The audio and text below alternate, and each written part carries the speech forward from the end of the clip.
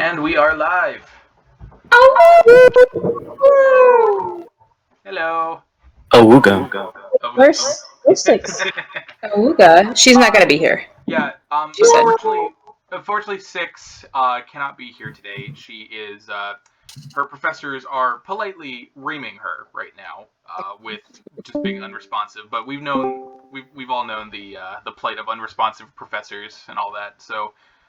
Yeah. Wishing best of luck for her. You know, Sophie, if you're watching this, we love you. You got this. You can do it. But in any case, hello. Welcome to episode, I think 18 of Dice Dogs right now. Yeah, 18. Yeah. I'm your DM, as always, Connor Mann. With me is Vinn, Finn, Ethan, along with a new kind of Finn, and Allie, who will be spectating today. And M, who is always here, but you forgot her. I don't care about M. Anyway. Wow, okay. How could you? That's my twin! You did both cover your mouths at the same time just then. Twinning! It's possible. How is everybody today? Good. Yeah, I'm okay. Alright. Before we get started here, is there any housekeeping that anybody wants to do? Any messages you want to lay down? Any news anybody wants to share?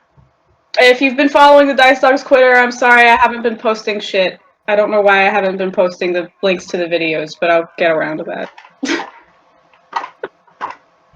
A bad PR. Oh, and now we're doing a tarot reading. You're doing your best. Are we doing a tarot reading? I guess. Hang on. I mean, It seems like we're trying to get the last of the ketchup out of the ketchup bottle. Okay. The last out of the tarot bottle. The thing is, the box is really high quality, so it's vacuum sealed inside there, and I have to hold it like a mook and wait for it You have to slide to out. have a delicate touch. Just shake it. The gravity. just open it once and never put it back on, so that you never have to do that again. I just realized I don't have my books with me, so let me grab those real quick. Okay. Okay. I have my. Matt Mercer trembles at how prepared we are. Shut up! I can hear you. Shut up! Hey, I watched that video of him giving himself a paper cut on the nose. So Yeah. he's not. And we've never done, infallible. and none of us have ever done a paper cut to ourselves, so... Right. Yeah. Right. Even as an artist, I've never had a paper cut. Never once for in my yourself. life. My skin is too thick. My special announcement today is that I am Fenkin cosplaying as Dhuur'in. You're doing such a good job. You are. Thank you. All right. Perfect. So it has been a while. We took last weekend off. If you guys remember. Yes. Does anybody want to give us a quick recap of what happened last game? Allie was very mean. I mean... that's- Ethan. Hmm. And I didn't Oh, trust God. her at all, but nobody else, none of you insight checked her. Okay. So Ethan, would you give us a little more comprehensive of a playback while I go get something? I'm Okay. so mad. Awesome. Right back. Okay, so... Yeah. We all got trapped in the Feywild, you know. As I mean, it doesn't seem like that bad of a place just yet. You know, until you run into this weird talking rock that was following us for some reason. And, you know, he was a bit of an asshole, bit of a dick. He would try to put his title above us for some reason.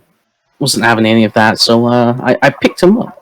Gesh picked him up, not me. I can't be. You didn't enter, You know what I mean. yeah. So, Gesh picked him up because I was going to just throw him away. You know, get that guy away for a bit. But then he dropped him because apparently strength checks just failed him at that point. And then he died. The rock died. And we were so incredibly... And you mourned. And you non-committal mourned. about it. Oh. So we moved on. So we moved on from that, and we were attacked by these half centaur, or just full-on centaur things. Mm-hmm. So yeah, we tried fighting them. We did our best, right? We did our best, and then we got saved by a lady who could control vines for some reason. And of course, immediately someone picked up on the fact that controlling vines isn't really a thing. Cleric, was it cleric or witch or whatever? Yeah, can she do. said she was a cleric. Yeah. So this lady was like, "I'm a cleric, and I've been stuck here. I got put in here by my brother."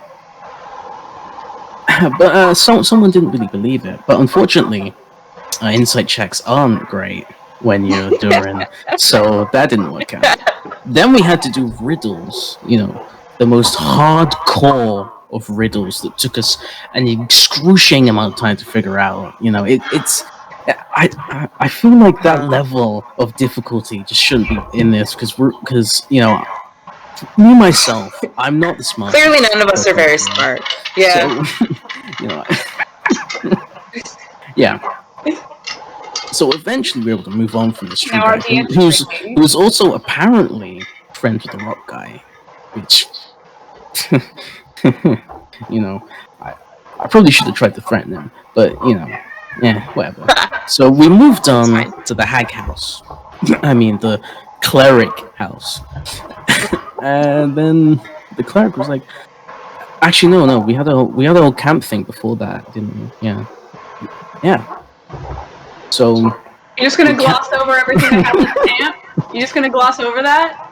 yeah, for It's sure. not No. So yeah, we set up a lovely little camp somewhere, just waiting. And then Gesh tried to get some nice sleep, but for some reason, Dhuur'in's sun god and evil god wanted to show him a flashback scene where they were almost, you've been running for too long, you asshole. Oh. And then the other one was like, I didn't really want to do this, but, I will. Whatever. And then they were about to fight, and then Gesh woke up. And Gesh was like, your dreams are in my head now. It's kind of weird. And Dhuur'in was all, it's okay. Don't worry about it. Actually transmitted nightmares. And then, they had a bit of a bonding moment. It was nice for a bit. And then Dhuur'in went to bed. And then Gesh decided to spill the beans about his secret past to the cleric, because they were just a very trustworthy person. And then they switched over to our little halfling and that weird elf or whatever, and then some changeling tried to come along and pretended to be the little guy, that little guy whose name is Borgubadum. But Fenkin wasn't having any of that. He was like, nah, just kill him alone. And then Nala did. And then, the night went on and it was fine, peaceful, and wonderful. Until the morning came. We all went to the cleric's house. The cleric's house looked okay for the minute. And then the cleric left. And then we found a whole bunch of just crazy shit, like bones and dead bodies strung up. And it was a whole slaughterhouse situation. It was terrible. Lovely place for Hannibal Lecter, but, not for any of us. So, and then of course, we had to fight. Except somebody, this cleric who turned out to be an evil hag witch, decided to use her words to just cut into Gesh and Dhuur'in, and it's left me scarred and deformed. So You're fine. Yeah, I'm fine. Gesh isn't. But, yeah. And so we fought and her rats, which were very easily dispatched. And then we fought her some more. And eventually, Dhuur'in was able to, I think it was, get her banished to Azathoth's dimension or whatever. Just Wow. pull her in. Something like that. Yo, that's And so it's fun. just like, bye. And yeah, and then, everything wasn't hunky-dory, but I think we're all just standing there, basking in our glory. Good lord. And Gesh is just kind of having to go through some things. Like So yeah, I think that's where. I think that's that is where we among are. the places that is among the places I would want to be banished to the least. Probably. To be yeah. honest. Not a great option.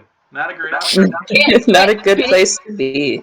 Though, to be fair, it wasn't really an option. So, I think we can. True. Yeah.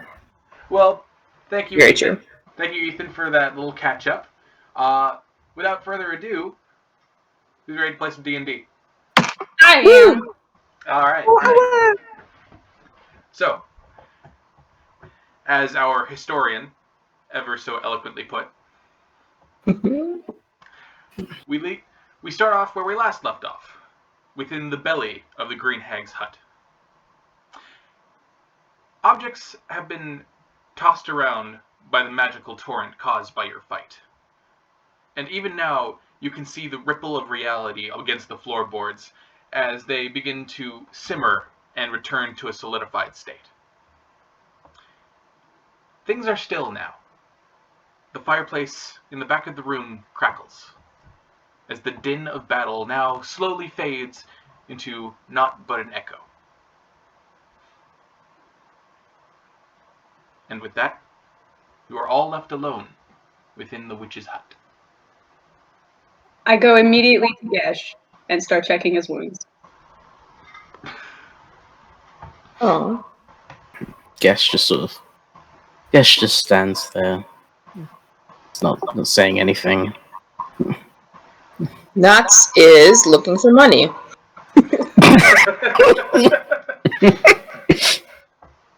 Is Gesh still at like 3 HP? He's at 11 HP right now because I think because Fenkin healed him. Not bad. So. Yeah, Three times. yeah, as you make your way over to Dhuur'in, he doesn't seem to be in like fantastic shape. He has been cut up quite a bit by the Green Hag's razor-like claws. In fact, his chest piece has kind of been clawed open, and you can see rippling dragon abs beneath. Oh, how unfortunate. How unfortunate! Oh, how terrible. How terrible! I'm like, I've got the pieces of his shirt, and I'm trying to like put them back together. Like, oh no. Oh no! Oh no!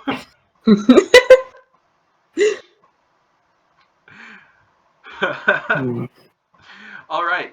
While this is happening, Nox and Fenkin, what are you guys up to? Looking for money. Looking She for money.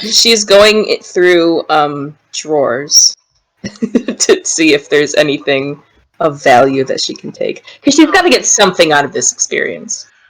You know what? Give me an investigation check if that's what you're doing. Okay.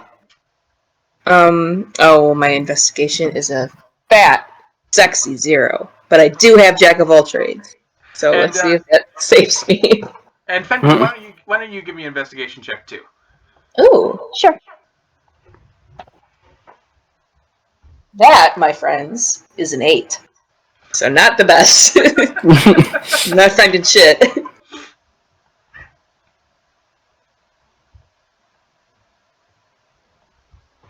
Oh no. 8. Okay. So we're both blind. All right. So, not exactly with the skill of like hardened thieves. You guys just sort of start to like pull drawers open and start tossing stuff out.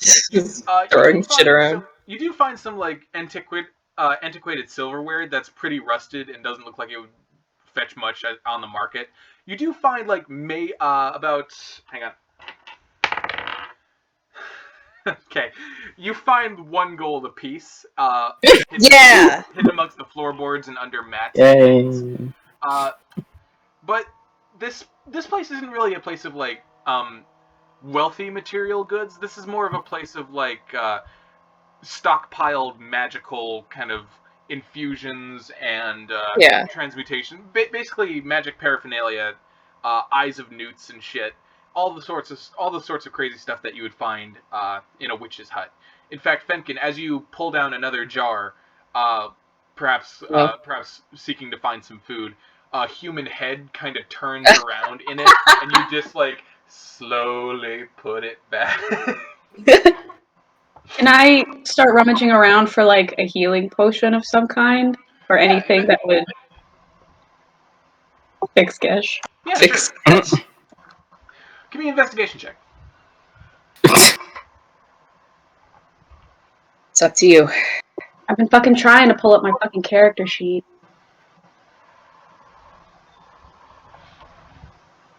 So the natural roll is an 18, but I think I have a plus to investigation. Okay. Ooh. Wow. Okay, Dhuur'in. Okay. Okay. All right. I'm looking for something to heal Gesh.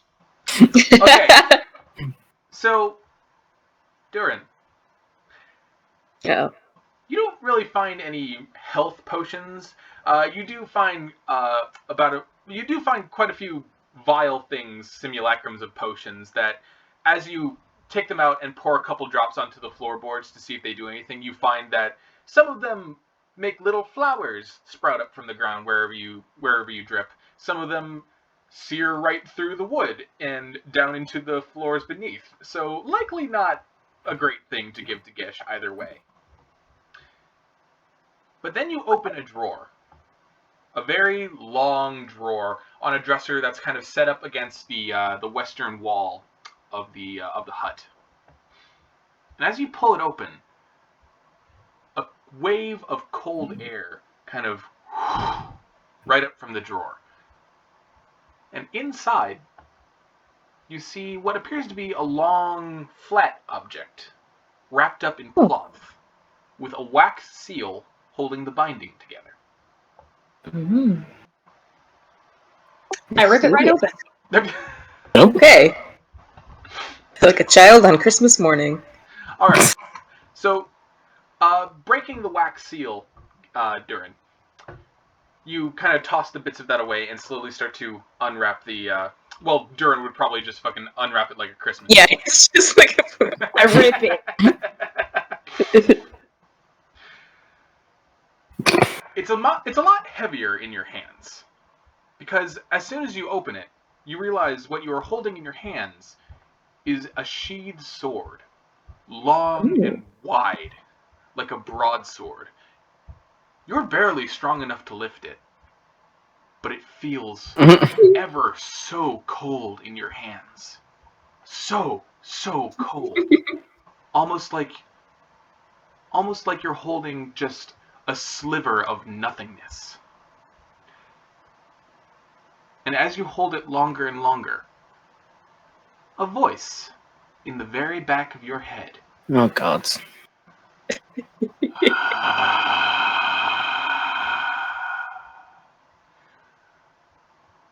Who are you?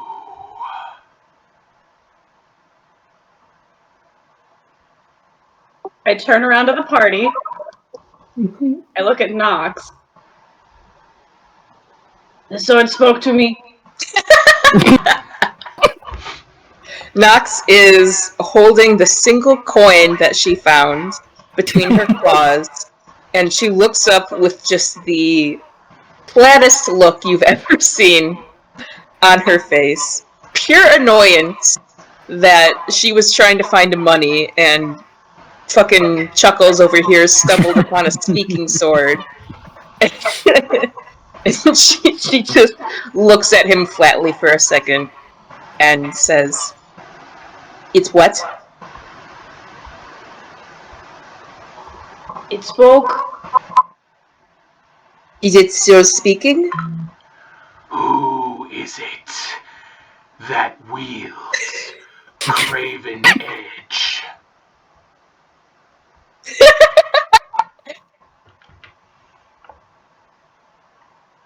I gotta go. Oh god, I can't wield this sword.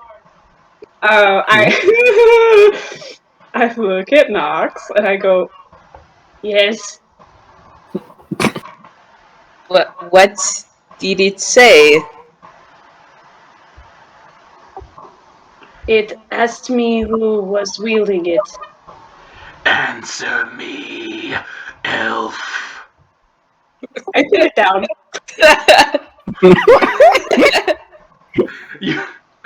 As you drop it and it clatters to the ground, there's a pause and then a long sigh.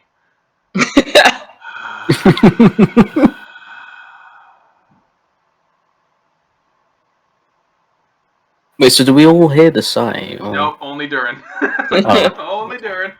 You can't give me Craven Edge, Connor! I'm writing this really big in my notebook. Nox also unknowingly copies the sigh.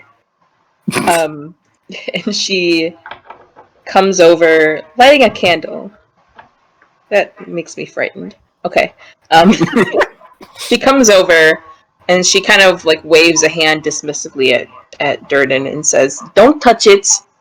Hold on a second." And she will kneel next to where he has thrown the sword on the ground, and she will touch it to cast Identify. Alright. As you bring your hand out, you hear a more familiar voice in your head, Nox, that says, "Be wary, O Beramine." Uh-oh. And Okay. as you cast Identify, as you close your eyes and open them to the magical weave that your words reveal to you, you can tell that this is indeed a magical weapon. Oh, yeah. And you can also tell that it is indeed ancient. Ancient and very, very evil. Ooh. And as you gaze upon it more and more, you hear another voice in your head. Look upon me with true eyes. She at hearing Courage of the Rose, she feels guilt as if she's cheating on her sword. And she's just kind of like but then kind of peering into this decidedly malicious and evil kind of weave of magic that's surrounding this sword. You kind of see her expression like crease a little bit in discomfort, and then especially hearing those final words, she removes her hand and she kind of scoots back a little bit from the weapon, and she shakes her head and she says, "Something about this weapon is there is a darkness associated with it. Where did you find this?" Darkness. God. The drawer. It's just in the drawer. It was wrapped. Was there an incantation? Was there a rune on the wrapping? Anything? Pick me up from the floor, mortals. Do not There was dirty a my seal. sheath. I pick it up. Yes. Good. Nox hisses at him and says, "Put that down! Did you not hear what they just said about it being evil?" Sorry. Dhuur'in drops it. It clanks to the floor. And this time you both hear, "Alright, that one kind of hurt." Sorry. You don't apologize to it. She she looks kind of back over her shoulder at the other members of the party, and then back at Dhuur'in, and says, "Look, we are already in this a horrible, horrible place where everything, even objects, are out to get us. I do not think we need to be tangling with objects like this. You be quiet, I am speaking. Do not interrupt me. Very rude." Yeah, Gesh just walks over as all this is happening and picks up the sword and then goes to the door of the hag's place and goes to just yeet the thing as far as possible. What's so? It's what if something else gets it? Okay. Clearly, it's an evil thing. Okay. I'm throwing it away. I am used to evil things. Give it to me. Okay. No. The last. We need to give our DM a minute to process what just happened. All right. Things from here want to kill us. This thing will probably just want to kill us.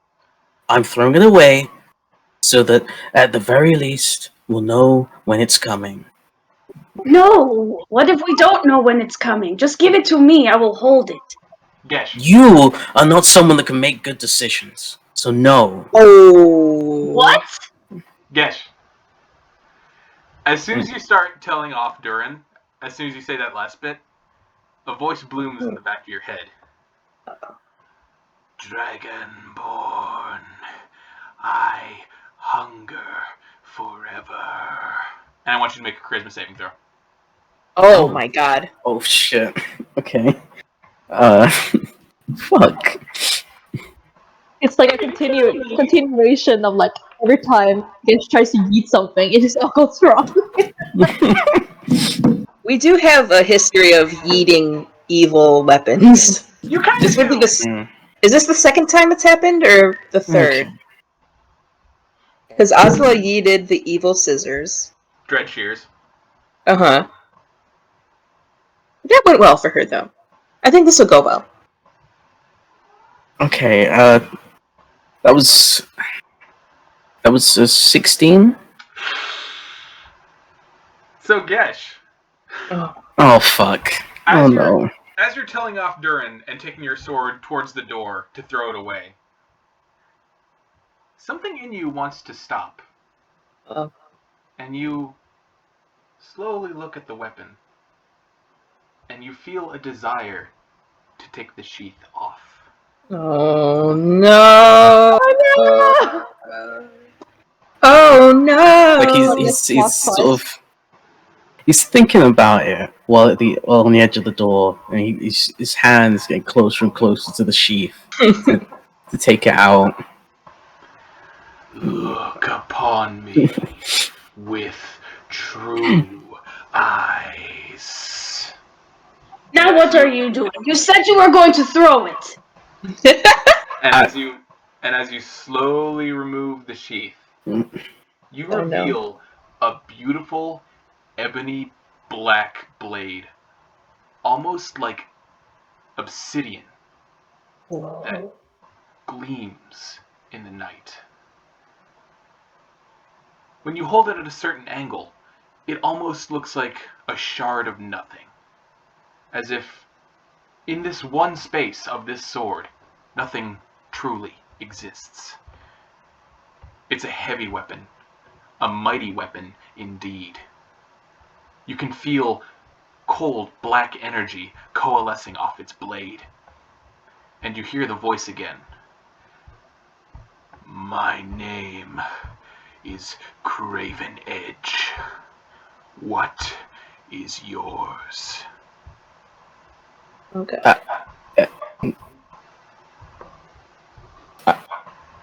I don't think we know each other enough for that.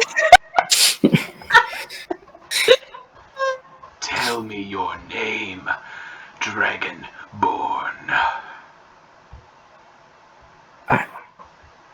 I should throw you away. I should. Tell me your name, I go when I try to Dragonborn. wrestle the sword out of Gesh's hand. God. Make contested strength checks. Oh no. Okay. I would like to say that Nox is slowly removing her bow from her back. Oh shit.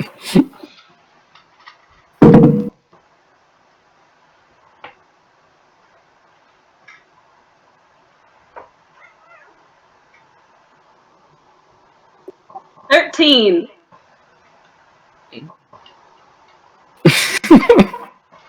11.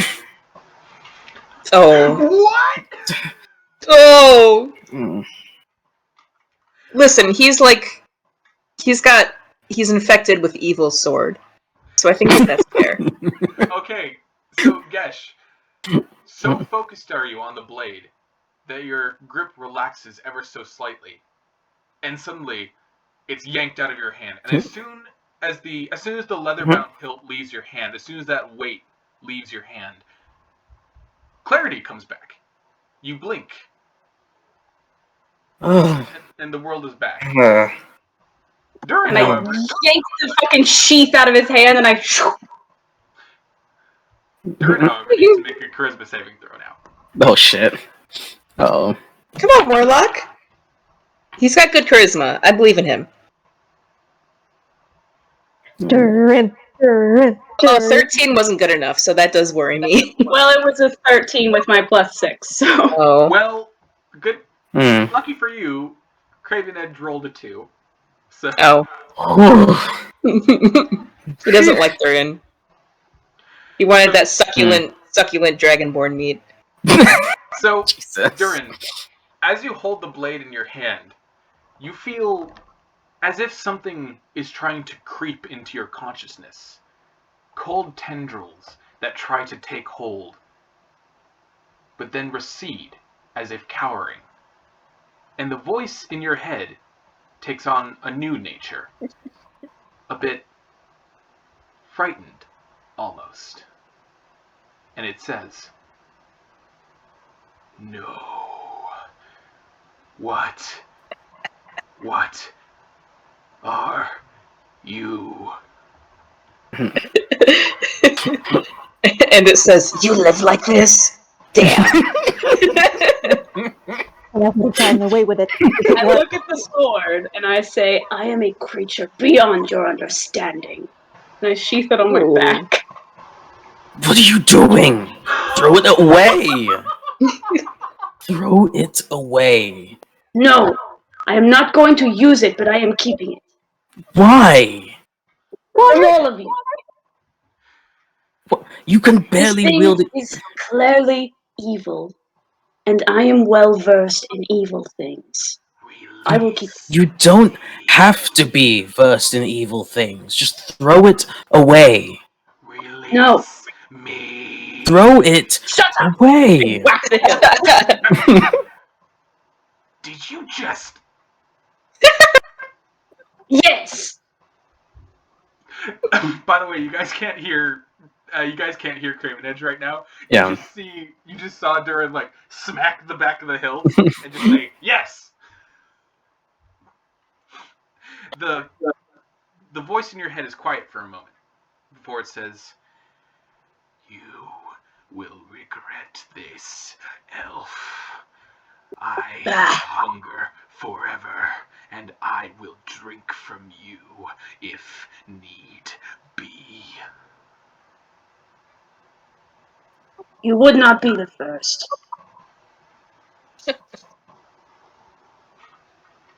Nox still has her bow in her hand. She's kind of just like frozen because she was taking it out in case she needed to take a shot at Gesh in case it got possessed. And then all of that happened, and she was just like standing there frozen, watching.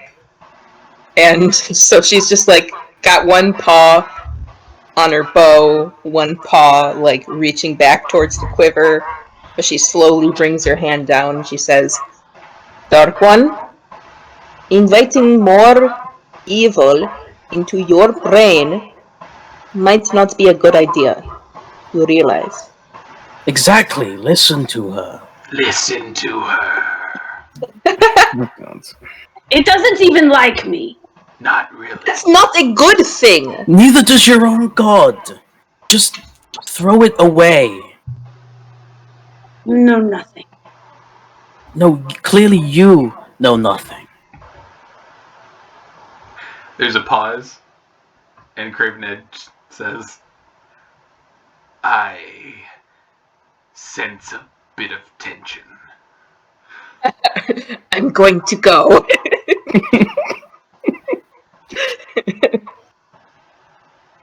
Nox, We cannot leave it here for anything else to find, if it is so. Yes, we can. Yes, you can. Shut up, you! No, I will not shut up. I This- wasn't talking to you! What is going on here? The sword is being annoying! The Then just- sword?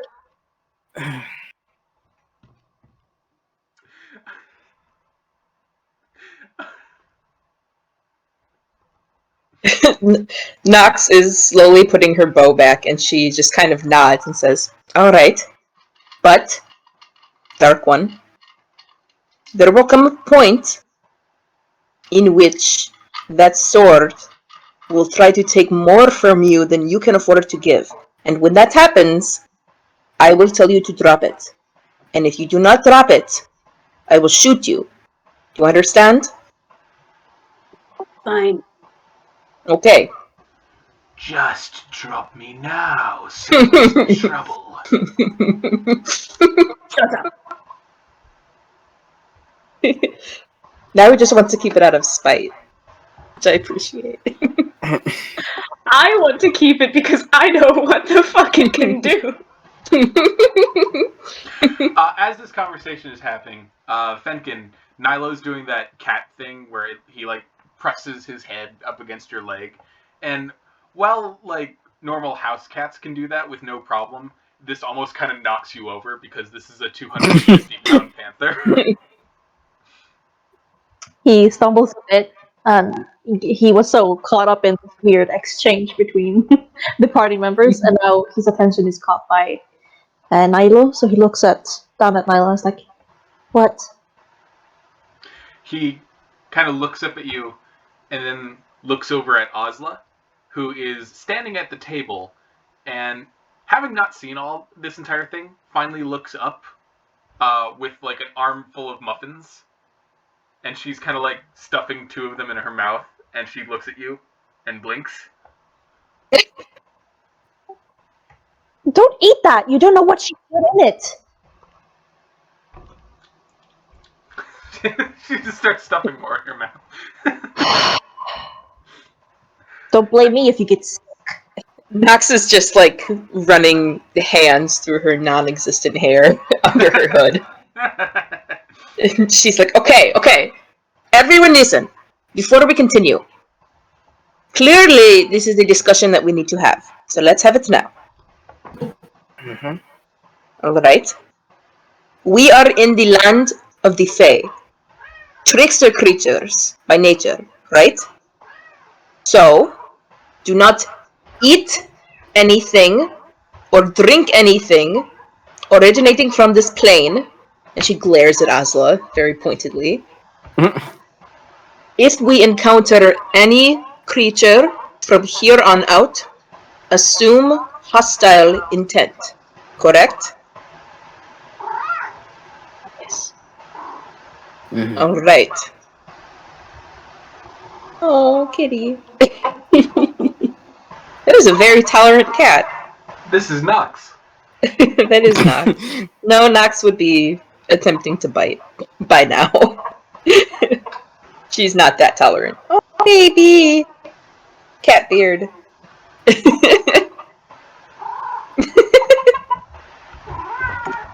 Ah, damn. She just sighs and says, okay, now that we have that settled, we need to decide our next move. Nox. Yes. Perception check. Oh, Oh yes. no. Bum, bum, ba-la-la-la-la-la.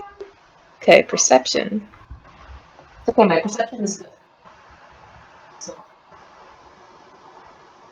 21. All right. Oh, damn. So, as you're speaking, your voice kind of trails off as you look over towards the table. There's a glass of what you hope is wine on the table. And you can see it ripple. And then it ripples again. Oh no. And again. Oh, Is shit. this a Jurassic Park? And you see the glass shake. And you realize the table's shaking. And then you feel it. The vibrations under your feet.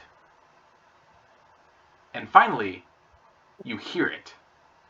Distant though it may be, but clear. Thum. Thum. Thum. A beat, one after another. Far off in the distance, sounding like it's coming from outside, perhaps? Oh god. Thum. Thum. Thum. You all kind of see her focus on the wine glass, and then you see her ears kind of go back, and she kind of like reaches back again for her bow, but takes it out much more quickly and much more like assuredly this time, and she says in a quiet voice, "Something is coming." Thum. And she... Is there a window? Yes, there is a window. Okay, she is going to go sneak towards the window and peer out. All right. So, Nox, as you peer out the window, you peer out into the forest of evergreen trees. And while you can see pretty far off in the distance, and while you can't see what is making the sounds, you can see that as it approaches, trees are falling. Oh god. Fuck. In a line, heading straight for the hut. Oh shit.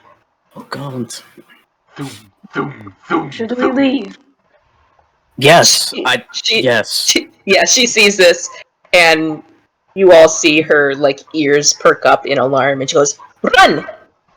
And she is taken off out of the hut. I guess she's just immediately following after. Here I come! Time to go. Is everybody else running out of the hut? And he gets on Nilo and just like, go, go, go!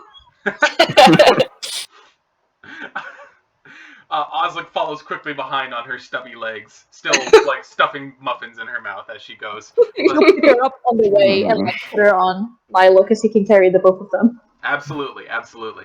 So, as you guys charge out of the hut, you can all hear it now. Almost like explosions and thunder. Thoom! Thoom! Thoom!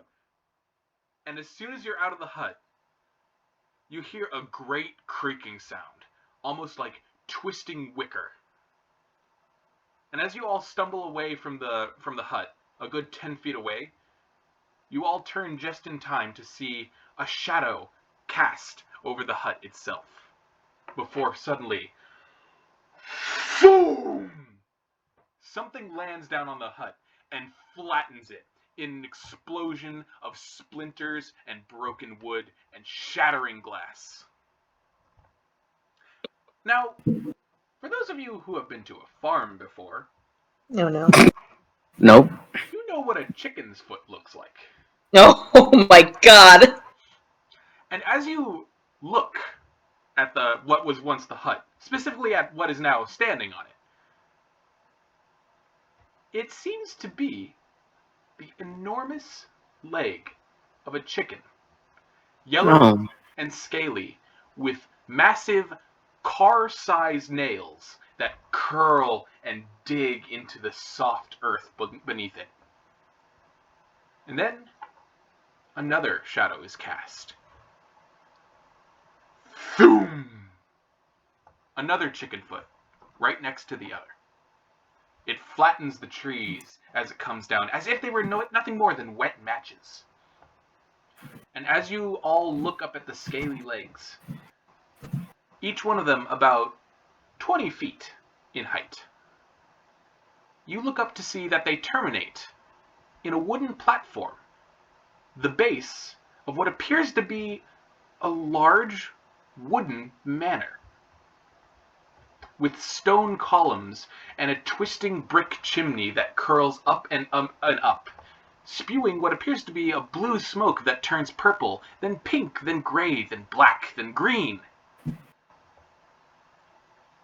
The massive thing is still for a moment, swaying in the breeze, birds fluttering past the house as if to cinematically give size to the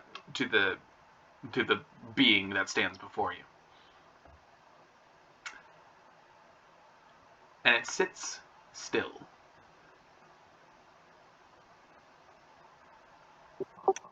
Well, I know what it is, but can Dhuur'in make a check to figure out what it is? Yes. What check will this be? Give me a history check, actually. Oh no.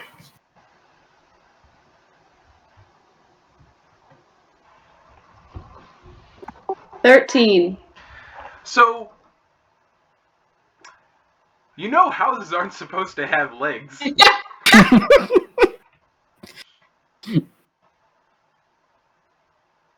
Yeah, so this huge house on feet is kind of like standing in front of you guys, towering over about 40 feet in height total.